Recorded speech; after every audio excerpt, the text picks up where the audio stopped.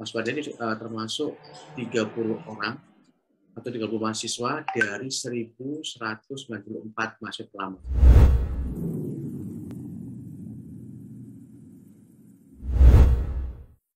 Assalamualaikum warahmatullahi wabarakatuh. Sampai jumpa kembali dengan saya Istia Budi. Hari ini kita bertemu dengan orang sahabat.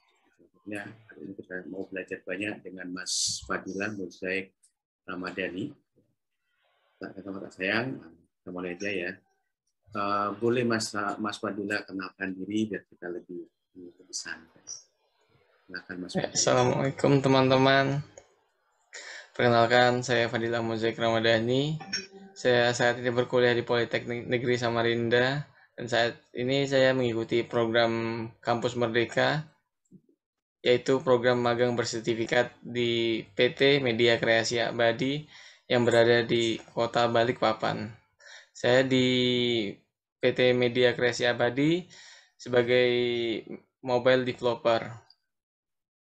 apps developer. Oke, terima kasih Mas Fadila. Kalau boleh tahu Mas Fadila, sebelum kita ke program Kampus Merdeka Magang, apa sih yang bikin Mas Fadila bisa sampai titik hari ini, bisa ikut program magang? Dan kalau nggak salah, dapat informasi, saya lihat portofolio Mas Fadila juga pernah ikut program Bangkit. Dan bahkan yang terbaru bisa dapat Android khususnya developer ya, certified. Nah, itu gimana? Kok bisa Mas Fadila sampai ke situ? Apa sih mimpinya Mas Fadila? Silakan Mas Fadila. Sebenarnya ceritanya panjang sih. Jadi saya mulai aja dari saya kenal di program Bangkit ini.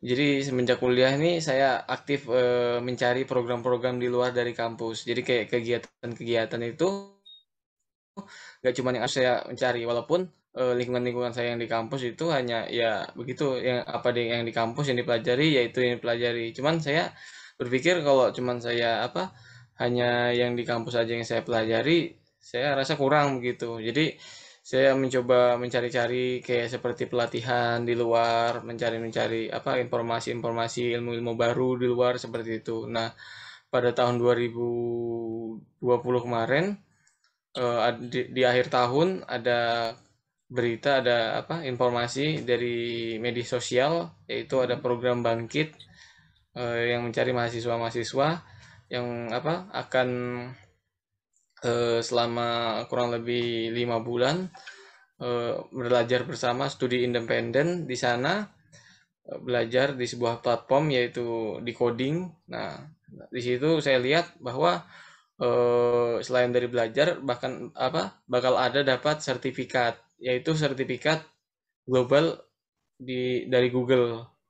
Nah, itu saya langsung aja daftar.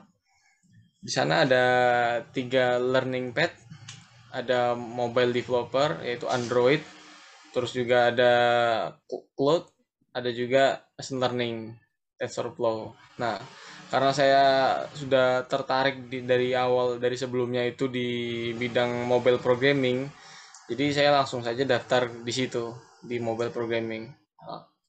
Setelah itu ada beberapa tes yang harus saya jalani. Setelah itu alhamdulillah saya mendapatkan berita bahwa saya diterima. Nah, selama di program Bangkit tersebut saya mendapatkan banyak ilmu-ilmu baru, terutama di soft skill. Nah, itu yang penting sih sebenarnya. Di sana saya banyak dapat ilmu baru terutama hal-hal yang berkaitan tentang dunia kerja di industri. Nah, di sana saya banyak belajar ilmu dari soft skill maupun hard skill dan juga banyak mengenal teman baru di program Bangkit. Pada akhir program Bangkit ada sebuah project yaitu Capstone Project. Kita dikelompokkan dalam satu tim terdiri dari 4 orang untuk membuat sebuah project.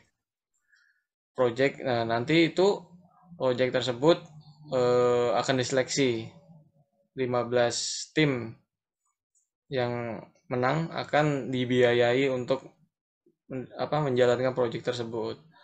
Nah, pada saat itu saya dan teman-teman tim saya membuat sebuah project yaitu skin detector.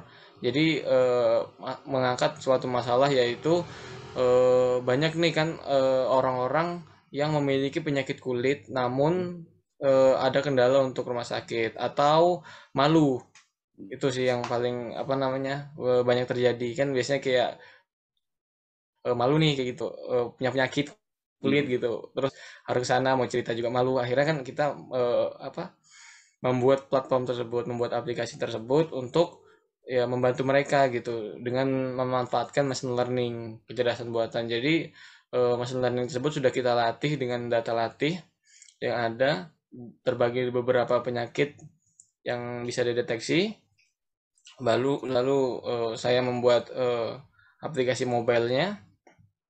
Dari sana, jadi saya sistemnya itu saya user itu mengambil gambar penyakitnya tersebut, lalu aplikasi itu mengupload ke server dan memberikan respon atau hasil deteksi tersebut.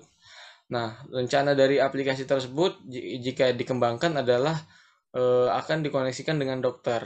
Jadi ada sistem berbayar di situ, rencananya seperti itu. Jadi ada batasan bagi yang membayar dan tidak membayar. Jadi yang gratis itu tetap juga dapat mendeteksi penyakitnya, tapi melalui machine learning. Jika berbayar bisa langsung chat dengan dokter langsung, seperti itu. Jadi tetap butuh dokter juga. Setelah mengikuti program itu, setelah selesai membuat project, diseleksi, kurang beruntungnya tim saya kalah karena masih banyak lagi yang lebih baik daripada saya dan lebih berinovasi. Setelah itu setelah selesai project, saya alhamdulillah berkesempatan untuk mengikuti sertifikasi Associate Android Developer dari Google, yaitu sertifikasi yang standar global tentunya. Alhamdulillah saya berkesempatan mengikuti sertifikasi tersebut. Saya mengambilnya pada tanggal 15 Agustus. Saya mempersiapkan dengan waktu yang tepat karena sertifikasi tersebut memberikan waktu selama 8 jam. Jadi terbatas waktunya hanya 8 jam. Nah, pada sertifikasi tersebut saya diberikan sebuah kasus. Jadi ada starter project dengan kasus yang ada. Jadi saya diberikan sebuah kasus, saya menyelesaikan kasus tersebut, mengatasi berbagai masalah-masalah yang diberikan dalam project tersebut, starter project. Setelah saya menyelesaikannya, saya submit itu projectnya. Ada exit interview, mungkin sekitar 10 menit, ada 5 pertanyaan menggunakan bahasa Inggris tentunya. Nah, setelah itu diupload, alhamdulillah 3 hari kemudian mungkin habis subuh gitu, itu saya dapat lihat email itu ada, alhamdulillah berita gembira, saya lolos sertifikasi tersebut.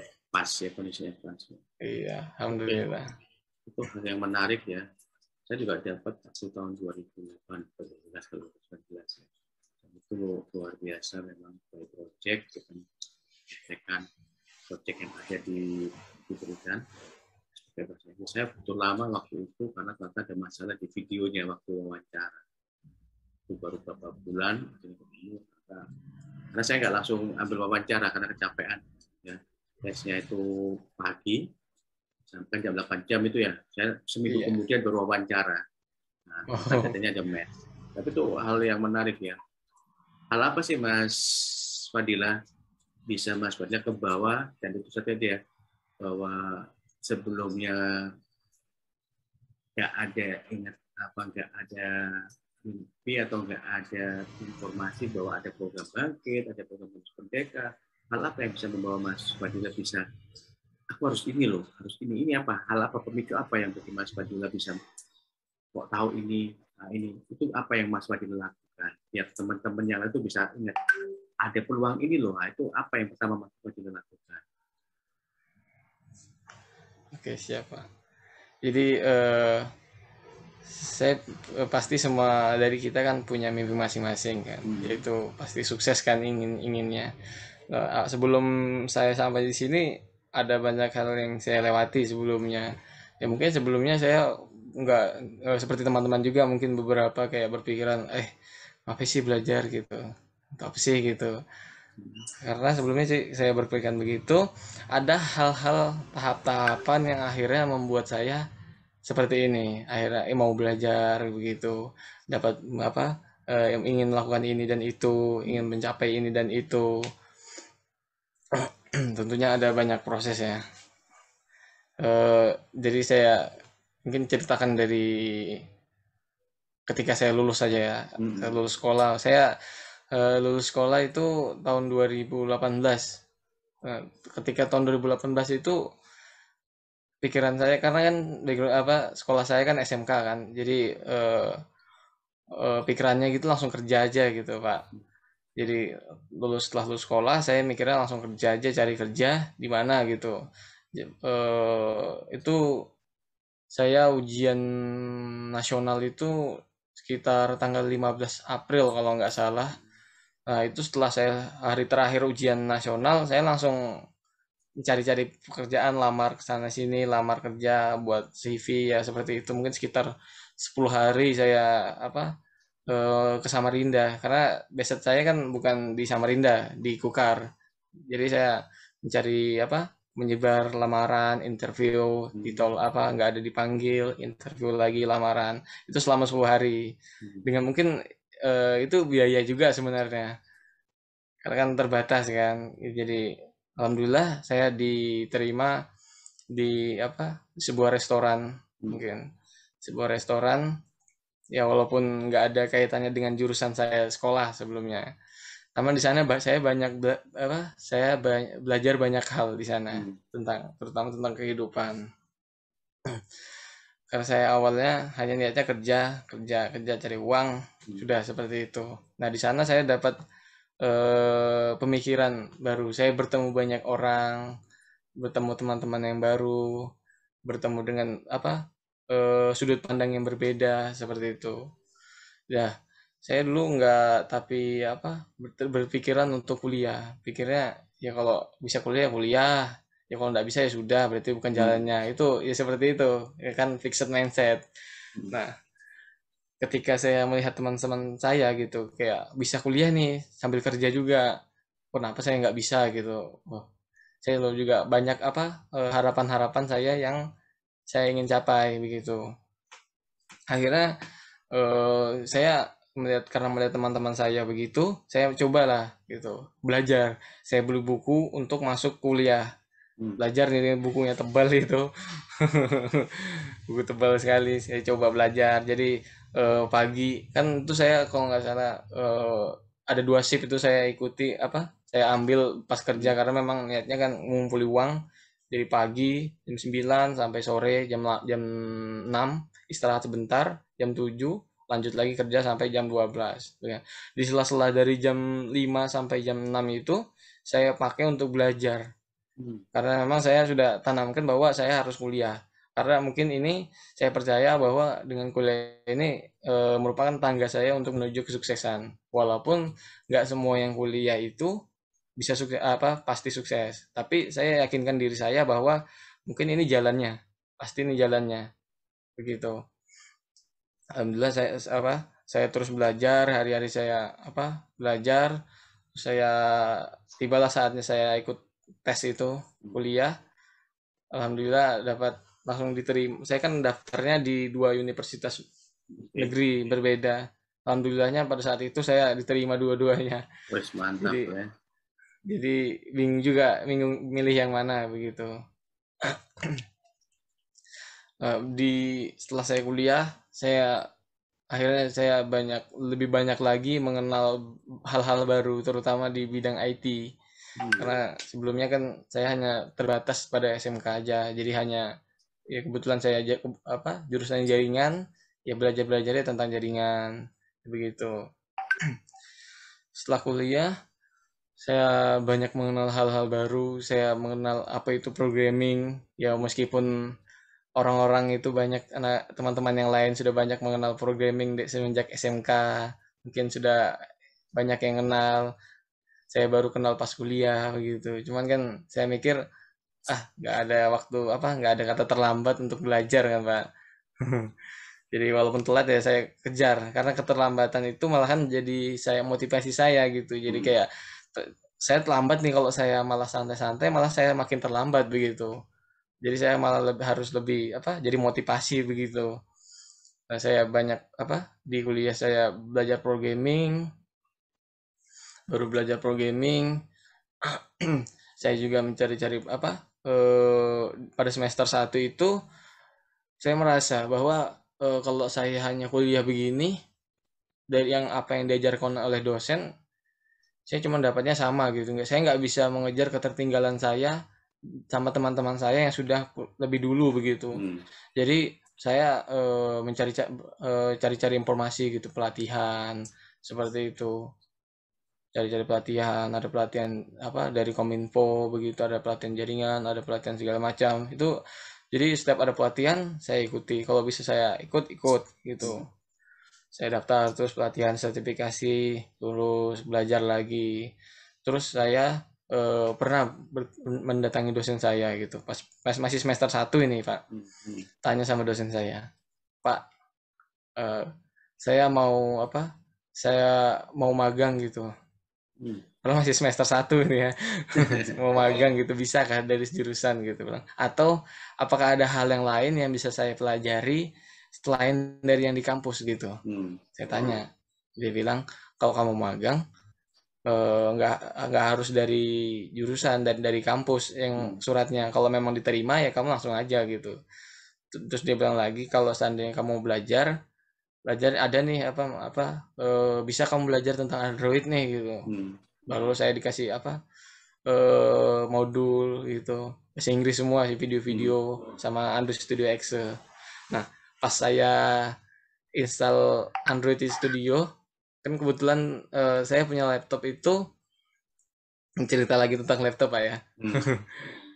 Cerita lagi tentang laptop. Jadi saya dulu pas SMK itu kan, karena kan SMK kan komputer kan, harusnya kan punya komputer kan, punya laptop paling enggak. Nah, saya itu enggak mampu beli laptop pada saat itu, enggak mampu. Namun pas tahun 2016 itu saya magang PKL di sebuah servisan komputer. Nah, di sana saya alhamdulillah banyak belajar di sana tentang komputer.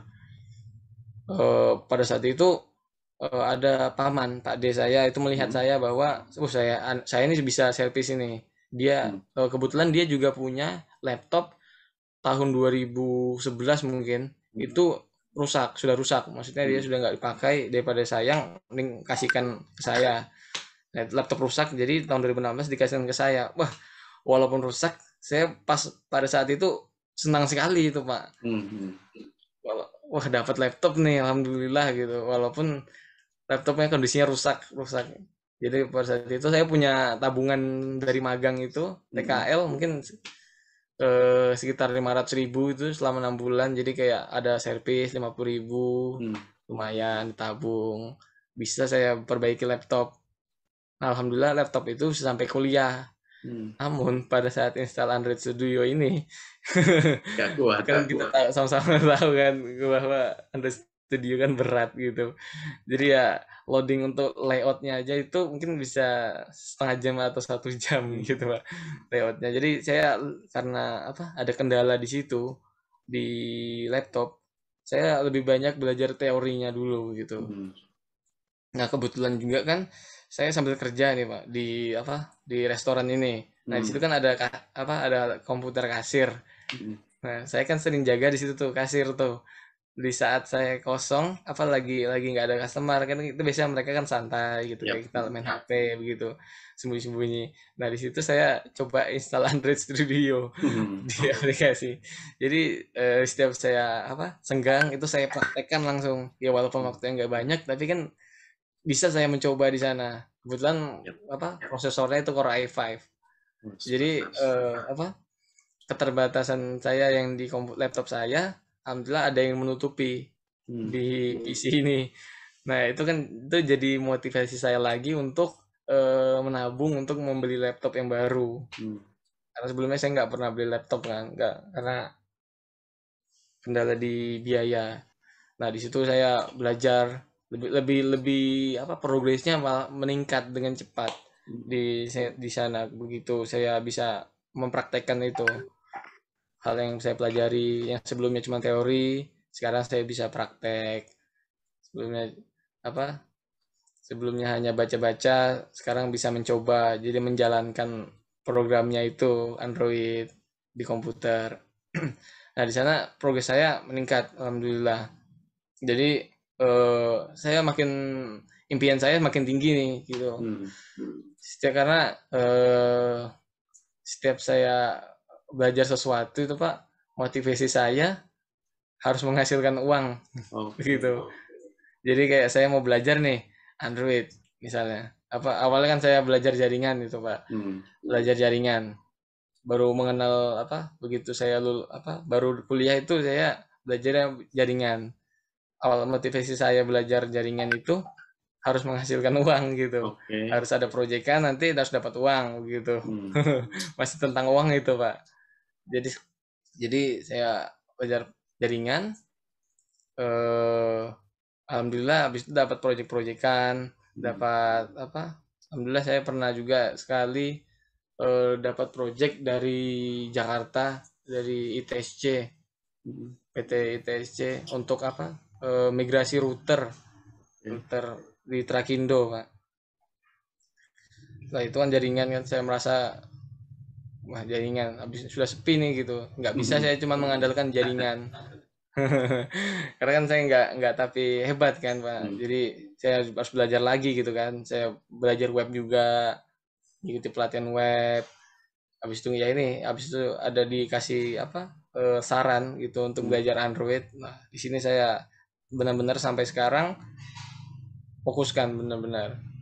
Jadi setelah apa, motivasi saya lebih tinggi karena sebelumnya hanya mau belajar aja Android, akhirnya punya keinginan untuk belajar, untuk keinginan untuk memiliki sertifikasi, karena saya ini sertifikasi bukan main nih, global gitu, sertifikasinya dari Google langsung gitu. Wah, ini saya harus dapatkan ini. Jadi saya belajar gimana sih cari-cari artikel, kayak apa sih cara dapatnya gitu, kayak apa sih yang diujikan, gimana. Saya belajar juga bahasa Inggris, saya belajar bagaimana speaking. Nah, itulah. Akhirnya begitu nggak apa, dapat program bangkit, yaitu alhamdulillah saya lihat ada anunya, ada sertifikasinya, wah gratis nih, wah kesempatan besar nih, alhamdulillah. Nah dari situ alhamdulillah saya bersertifikasi. Saya setelah selesai program bangkit saya rasa wah ini kurang nih, saya masih kayak merasa bahwa nggak cukup sampai di sini gitu. Alhamdulillah ada lagi program dari Kemendikbud, ya, program Kampus Merdeka yang lain, yaitu magang bersertifikat. Nah lalu saya mendapatkan info bahwa ada program ini, saya langsung daftar, saya mengikuti program ini sampai di sini. Luar biasa ya yang dijalani sama Mas Fadila, berbagai macam rintangan, berbagai macam yang dialami ya. Tapi satu hal yang bisa jadi kunci dia, jangan pernah menyerah ya. Iya benar Pak. Ini lakukan ini, ini lakukan ini. Intinya ya semua butuh proses ya. Tetap kita lakukan yang terbaik meskipun di waktu itu masih ini ternyata ada pintu lain ya, lewat isi di kantor yang bisa dipraktekkan untuk belajar Android. Iya. Jadi tentunya clue-nya jangan pernah menyerah. Lakukan yang terbaik, otomatis akan dibukakan jalan gitu ya. Oke, ini hal yang menarik Mas Fadila. Bisa sampai titik saat ini, meskipun tadi di belakang ya kita berbagai macam hal yang Mas Fadila alami, tapi nggak menutup asa Mas Fadila tadi sampai saya pikir, meskipun di ujungnya aku pokoknya jadi dapat duit. Nah, tapi saya itu udah boleh berubah ya, bergeser ya. Iya. Bukan hanya duit, ternyata ada skill, ada terus yang bisa lebih luas lagi. Ini peluang yang biasa. Saat ini juga Mas Fadila juga magang ya di perusahaan di Balikpapan, yaitu Media Kreasi Abadi. Apa sih Mas kan mau korelasinya setelah bangkit untuk sertifikat? Harapannya apa dengan Mas di Kampus Merdeka ini, di PT Media Kreasi Abadi? Apa yang Mas mau sumbangsikan? Terus apa harapannya selain untuk diri sendiri, untuk adik kelasnya lah yang minimal di kampusnya Politeknik Samarinda apa yang bisa memberikan bahwa ini loh, kalau boleh dikatakan juga Mas Fadila saat ini mungkin satu-satunya ya mahasiswa yang bersertifikasi atlet associate ya di kampus Politeknik di Samarinda. Ini kita harus mau kita harus sampaikan bahwa satu-satunya mahasiswa yang baru memiliki AAD di kampus. Jadi yang kita mau coba sampaikan, saya ingin tahu lebih tadi, mimpinya apa ini di magang ini, apa yang bisa Mas berikan di perusahaan ini, sama juga di kampus, dan kira-kira apa kontribusi yang Mas harapkan dan ingin sampaikan. Satu sisi bagi saya sih, saya juga salah satu komponen di Generasi Abadi, saya ingin menciptakan atau memunculkan ya, talenta-talenta seperti Mas Fadila makin banyak di kampus-kampus, khususnya ini kita ngomongnya di kampus Polres ya, harapan kami kampus Polres ada banyak Fadila-Fadila ini, otomatis nanti biar enak diskusinya kan, nyambung gitu loh. Bukan hanya itu kan hanya omongan itunya, tapi ingin Mas Fadila bisa jadi jadi inspirasi, ada edukasinya, atau teman-teman yang ada di kampus bahwa bisa loh ini. Yang penting apa itu yang saya ingin tahu, itu apa yang perlu dilakukan lagi ya di kampus Merdeka ini, termasuk untuk perusahaan PT Media Nasi Abadi dan kampusnya Mas Fadila. Jadi harapan saya untuk adik-adik saya di masa mendatang, hauslah ilmu. Karena kalau kita hanya cukup ilmu dari satu sumber aja itu kurang, karena kita tahu sendiri kan di Kalimantan ini ada gap antara di sumber daya manusia kita dengan yang di luar, jauh. Itu dirasakan waktu itu program Bangkit ya, bahwa memang iya, benar, kita masih kurang ya, karena mungkin Mas Fadila menganggap bahwa kita nggak boleh jadi mahasiswa kupu-kupu. Kalau saya ngomong mahasiswa kupu-kupu ya, kuliah pulang nggak boleh, tapi lebih coba diekspor dirinya ke situ ya, Mas Fadila ya. Benar. Karena saya lihat sendiri begitu mengenal teman-teman dari luar itu visinya berbeda. Mereka punya visi yang lebih tinggi gitu. Begitu mereka kuliah. Jadi kita juga sama-sama makan nasi kok gitu, dari walaupun lingkungan kita berbeda, tapi kita harus tetap sama-sama memiliki visi yang kuat gitu, visi-visi yang luar biasa begitu. Jadi jangan cukuplah gitu sama ilmu dengan satu sumber. Kita harus mengejar gitu, seperti saya tadi. Kita dengan ketertinggalan kita jangan juga pasrah gitu. Sudahlah, biar aja lah kita sudah ketinggalan. Jangan begitu. Kita pasti bisa gitu. Pasti bisa terkejar. Apalagi kedepannya kita bakal jadi ibu kota negara. Ini suatu peluang yang luar biasa bagi saya. Karena kalau seandainya sumber daya manusia kita di sini tetap seperti ini aja gitu, masih kalah sama yang dari luar, kita bakal ketindis gitu. Mau jadi apa gitu. Apakah kita mau jadi hanya bawahan aja? Kan kita nggak mau seperti itu. Pasti kan kita terlindas gitu, habis gitu sama yang dari luar, karena sumber daya yang kurang berkompeten itu kurang dipakai di industri. Terus juga itu gap antara sumber daya kita dengan yang di luar Kalimantan. Terus juga selain itu, alasan yang lain adalah gap juga antara sumber di kampus dan di industri. Itu sangat saya rasakan. Begitu saya setelah apa yang saya pelajari di kampus, begitu saya implementasikan ke industri, ternyata itu ketinggalan banget gitu, jauh gitu, nggak, kurang lah gitu, jaraknya jauh sekali gitu. Jadi explore lah ilmu seluas mungkin, karena ilmu bisa datang dari siapa saja gitu, dan kapan saja, asal kita mau mencari. Biasa gitu sih, Pak. Saya ada tadi pertanyaan apa kontribusi nanti buat perusahaan media kreasi abadi yang bisa disumbangsikan dari Mas Fadila kira-kira selama Iya, magang Pak. itu apa sih? Sumbangsinya apa kira-kira yang Mas Fadila mau coba di perusahaan ini, mau dibuat lebih bagus lagi atau Mas Fadila punya ide lagi atau apa kira-kira untuk PT Media Kreasi Abadi? Eh, Selama saya mengikuti kampus Merdeka di PT Media Kreasi Abadi, di sini saya benar-benar merasakan bahwa ilmu saya kurang gitu. Maksudnya di mana yang sudah saya pelajari ternyata begitu di industri masih banyak hal-hal yang baru gitu. Hal-hal yang harus saya pelajari lagi gitu di industri. Eh,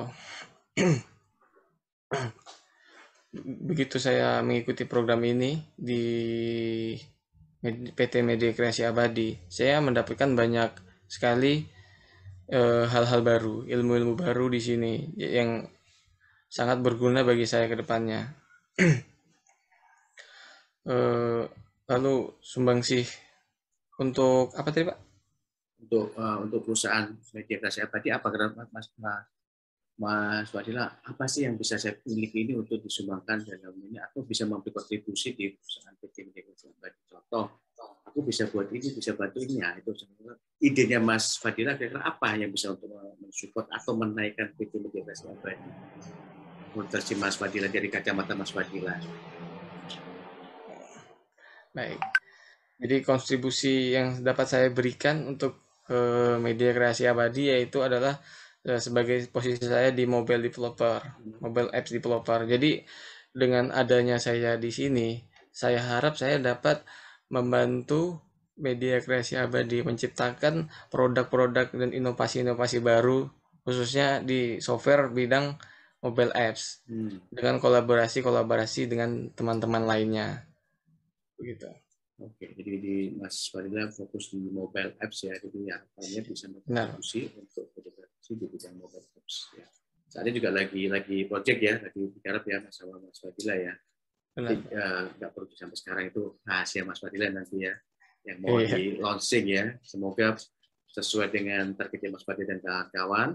Tapi itu satu hal yang bagus ya, teman-teman berkolaborasi dengan berbagai macam kampus ya. Ada, alhamdulillah Mas Fadila ini termasuk 30 orang atau 30 mahasiswa dari 1.194 mahasiswa pelamar. Dan Mas Fadila masuk 30 salah satunya mahasiswa yang diterima di perusahaan PT Media Kreasi Abadi, Mas Fadila ya. Itu salah satu hal yang luar biasa karena mengkondisikan sangat ketat, ya prosesnya ketat, memilih yang terbaik, yang terbaik. Itu kan hal nggak mudah ya. Kenapa? Kita pengen memberikan yang terbaik buat putra-putra daerah, khususnya teman-teman Kaltim, sama juga teman-teman yang lain. Terusnya harus kita samakan dalam arti biar ada simbiosisnya. Kalau kampus Kaltim bertemu teman-teman luar, oh iya. Jadi ada kelihatan dapat ilmu baru, dapat ini sama saling sharing. Itu yang kita harapkan bisa memberikan kontribusi khususnya teman-teman yang kita Kaltim. Nah, kalau boleh tahu Mas, ini proses statementnya Mas Fadila, dapat banyak insight yang banyak, bagus ya.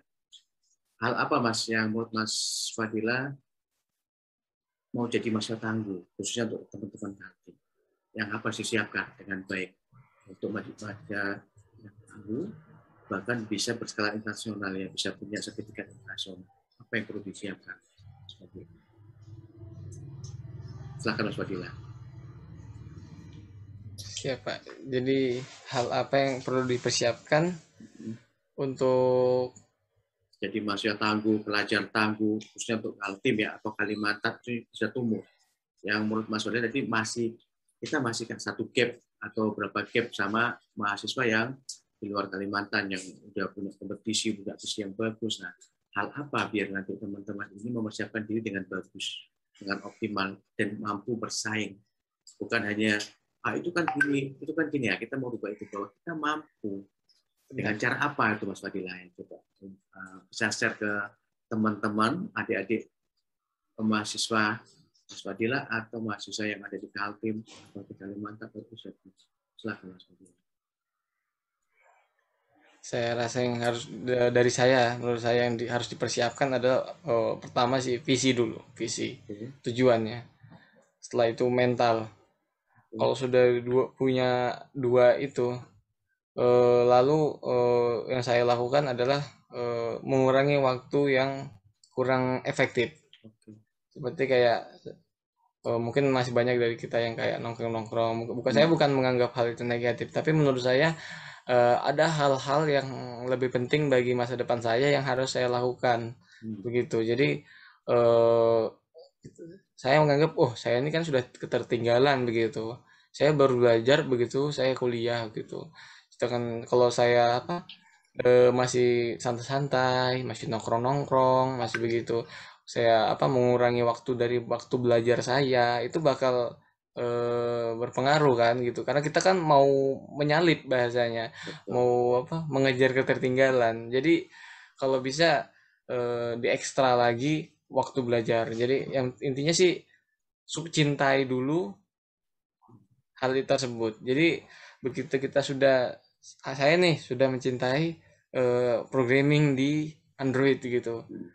Jadi walaupun saya lagi misalnya lagi kurang mood seperti itu, saya atau lagi bingung mau ngapain, saya mencoba ngoding gitu. Jadi karena saya mencintai coding ini, jadi begitu saya coding itu rasa senang begitu. Jadi itu yang harus kita eh, tumbuhkan terlebih dahulu, harus menyukai dulu. Setelah suka, nah baru situ banyak banyak hal-hal yang tumbuh gitu.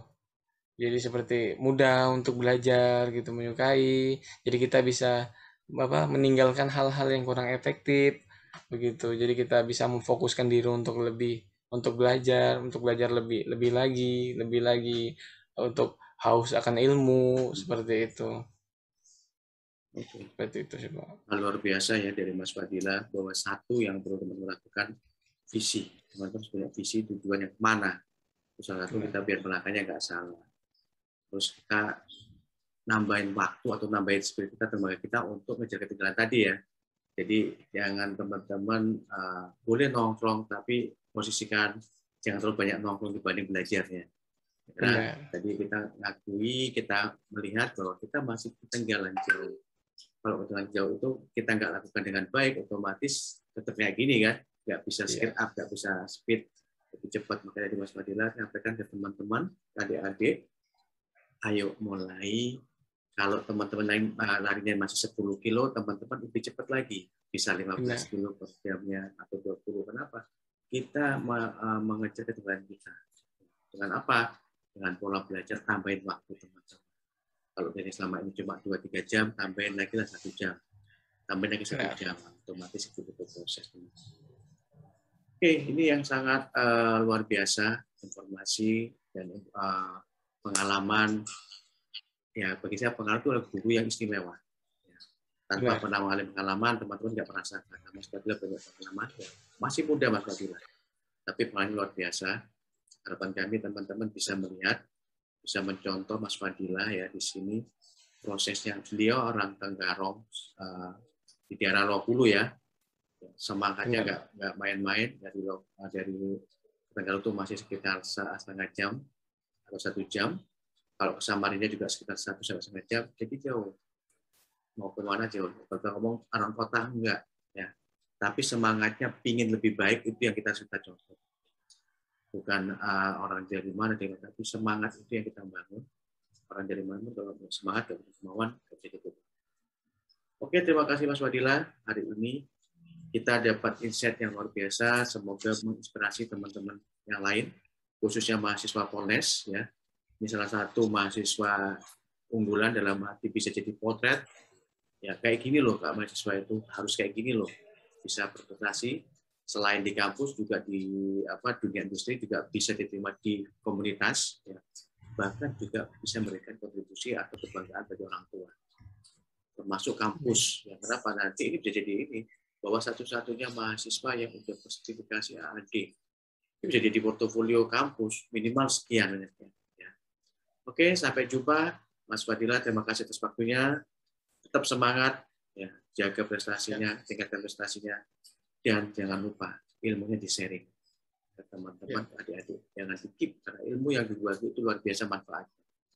Terima kasih. Assalamualaikum warahmatullahi wabarakatuh. Waalaikumsalam warahmatullahi wabarakatuh.